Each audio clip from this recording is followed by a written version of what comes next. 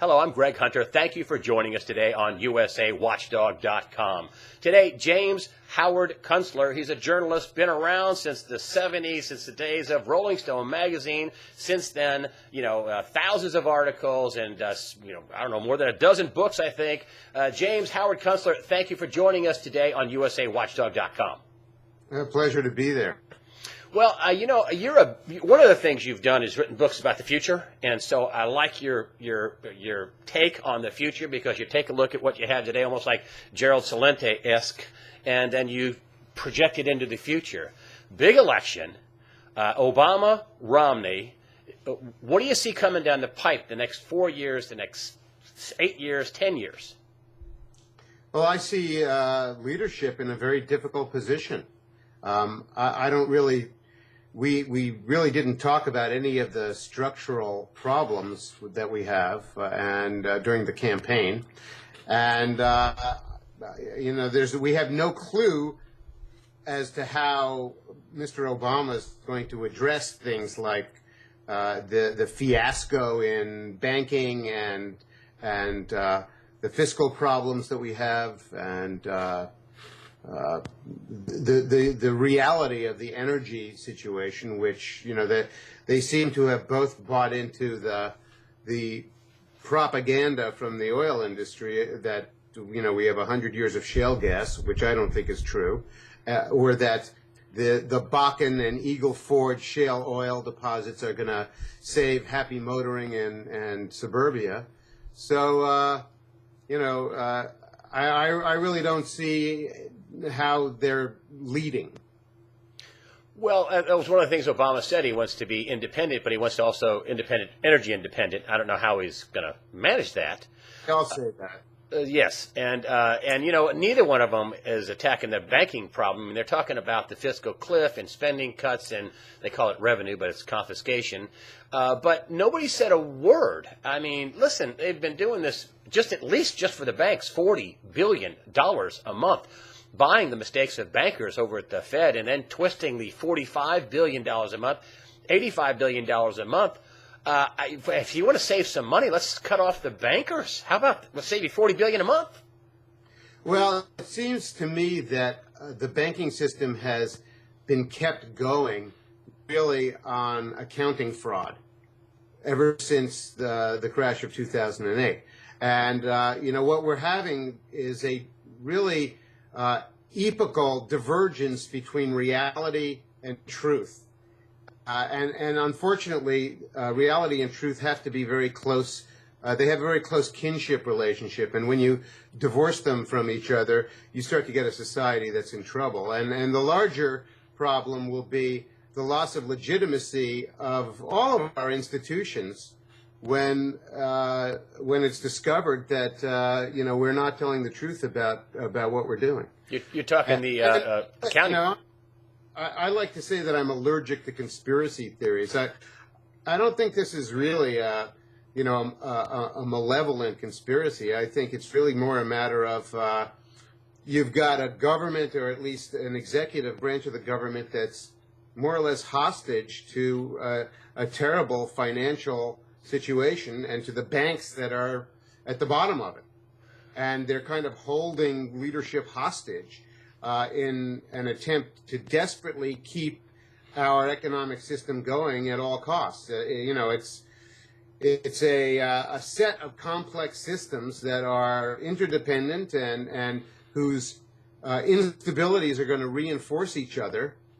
And the problem with complex systems is that they break down in complex ways, and that's exactly what we're seeing. So the breakdown in capital formation and in the management of money and the management of the collective wealth of our society is probably going to put us out of business before even the resource scarcity problems that are looming. Well, I think there was an excellent summation that, basically they're trying to prop up not your exact words, but prop up an insolvent system. I mean, the accounting fraud, you can base that in real reality with the FASB, marked to fantasy assets in 2009 and That's what they're doing now. What do you think? And you say we're going to put us out of business before the resource scarcity problem, which I think is a real problem. Water, oil, you name it, and we have a scarcity of it. Food. If you can get a date on that, what do you think the date is? When do you think? Well, when do you think we'd be put out of business as a country? I mean, you're talking about a collapse, right? Well, what I'm talking about is the increasing dysfunction of all the systems that we depend on for everyday life, including the way we produce our food and the way we do trade and the way we do transportation and the way we do medicine, education. All of these things are now kind of unraveling. And the main problem is that the money that we hoped we would run our economy on really isn't there. It's becoming increasingly notional fantasy money that, including the supposed vast sums of money that the corporations are of cash that they're supposedly sitting on. And, I think what we're going to discover as we go along is that the money's not there to do the things that we hoped we would do to get through a transition to whatever the next economy is. And that includes things like producing the unconventional petroleum products that we're trying to get, the shale oil and the shale gas. We're going to discover that these are very expensive operations and that the capital is not going to be there. I think what happened with shale oil and shale gas was the companies involved ramped up a tremendous demonstration project to kind of show people that it could be done in order to get investment money. But now they're kind of stuck in what we call the Red Queen situation, where they have to, the Red Queen from Alice in Wonderland famously said that she had to run as fast as she could to stay where she was. And as far as shale oil and shale gas now, we have to drill as much and as fast as we can just to keep these production levels up. And, where the oil is concerned, it's certainly not going to make up for the losses in conventional oil and depletion and in the losses from the oil exporting nations, the nations that we import from, which are going down at a fairly steady, predictable rate every year. And, we're not going to compensate for that with shale oil and tar sands. And there's a great wish that we could, but it's probably not going to happen, despite, all the propaganda out there and the public relations. I'm going to switch gears here to healthcare and the healthcare enactment, which is going to become law, has become law. And people have been writing me on USAWatchdog.com who own small businesses or who do business across the country. They say their business is flagging, that people they know with small businesses are laying off people, cutting people back to 30 hours a week. And this is an unintended consequence that, that I don't think anybody on the left was anticipating, and that was business is going to strike back, and they're going to cut your hours to 30 hours a week. They're going to lay off people. They're going to, this is not going to be fun. You're going to get free health care, but you may starve. I mean, what's your appraisal of this? That we may get free health care for a little while, and then the system's not going to work anymore as these kinds of unintended consequences happen. When do you think we start seeing some real major dislocations? Dr. Mark Farber said that, and also Jim Rogers and other people saying we're going to get hit with some pretty high inflation at the very least. What do you think? Yeah, there's a whole cohort of commentators out there who, including myself, who have been pretty confident that the system can't keep on lurching ahead. I kind of think it's possible that it may be kept lurching forward zombie style for maybe another 2 years with one final all-out kick the can quantitative easing, to infinity. And that may keep us going until maybe 2014, maybe.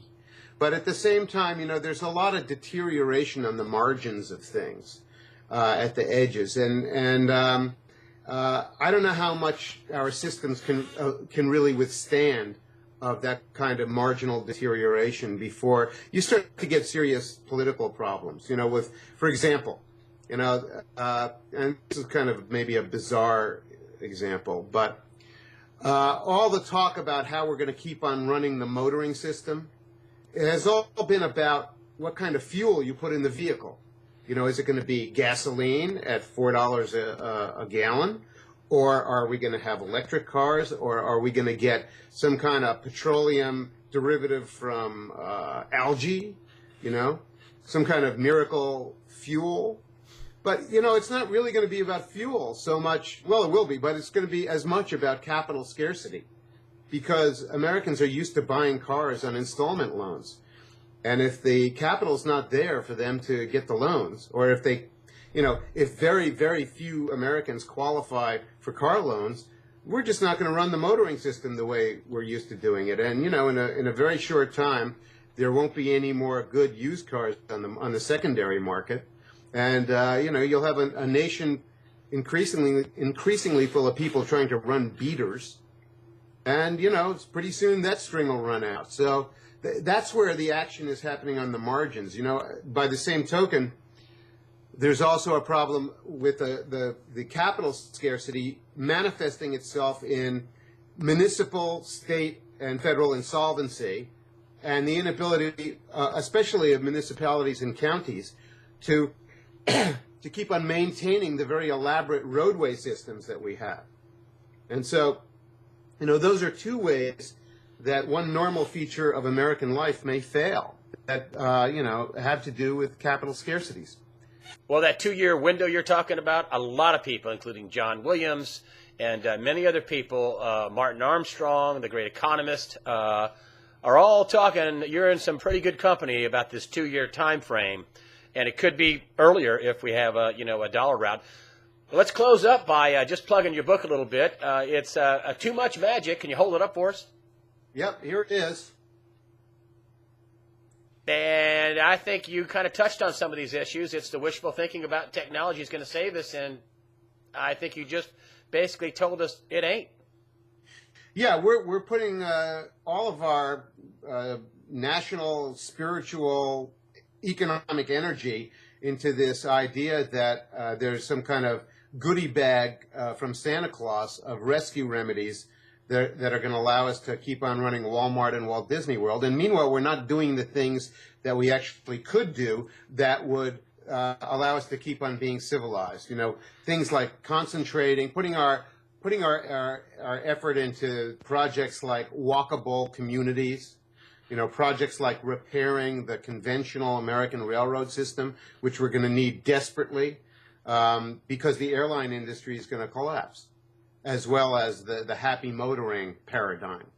And if we don't do these things, we're simply, not going to have a living arrangement that works in America. So, we've got to figure out how we're going to decommission the suburban fiasco, because that's going to fail. We have to figure out how we're going to do agriculture, how we're going to feed ourselves, because industrial agribiz is probably not going to be able to continue the way it has. And none of these issues are in the political arena. Right now we're wasting our time with, sex in the bedroom issues and a lot of other stupid stuff. And we're not paying attention to the two really major things that we got to do in the years ahead. And that is downscale all of our economic activities and making them more local and rebuilding local economic networks. And those are the things we're not paying attention to. James Howard Kunstler of Kunstler.com and his new book, Too Much Magic. Thank you, James, for being on USAWatchdog.com. A pleasure.